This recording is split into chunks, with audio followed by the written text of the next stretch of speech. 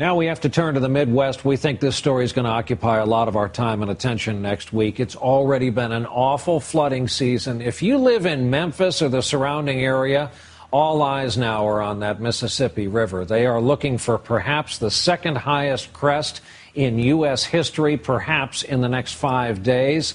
NBC's Ron Mott is in Memphis on some hallowed ground there in that city. Ron, good evening.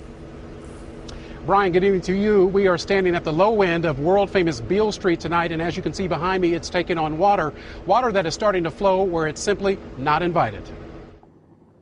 Maybe a boat for the lake, but not to your house. After 19 years in her community, Tina Cox picked the right week to befriend a neighbor with a boat, as both their mobile homes in North Memphis are filled with several feet of water tonight. I've got a lot of my mom's stuff in there. I don't know if I can even get in. You can only do what you can. We paddled along with Joe Bowles, who offered to help Tina get a few more of her valuables. When we reached her place, Tina waded through leech-infested floodwaters, fought a stubborn door, finally pushing in and finding a mess, but also what she came looking for. Hers is one of 2,800 homes and businesses officials say are in the flood threat zone.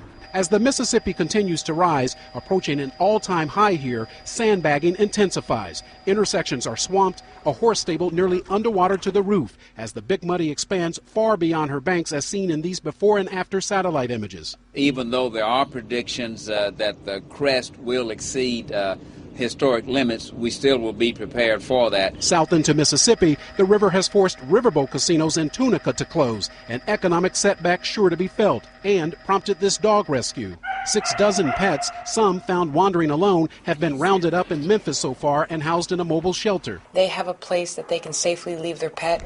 Though as rough as it's been for victims upstream, the worst may be yet to come for those downriver. We do have a series of weather disturbances that will be working through the region over the next few days, so that means it will bring some rain at times. Now, we're not expecting any significant rain, but the damage has already been done. It's going to be weeks of major and even record flooding.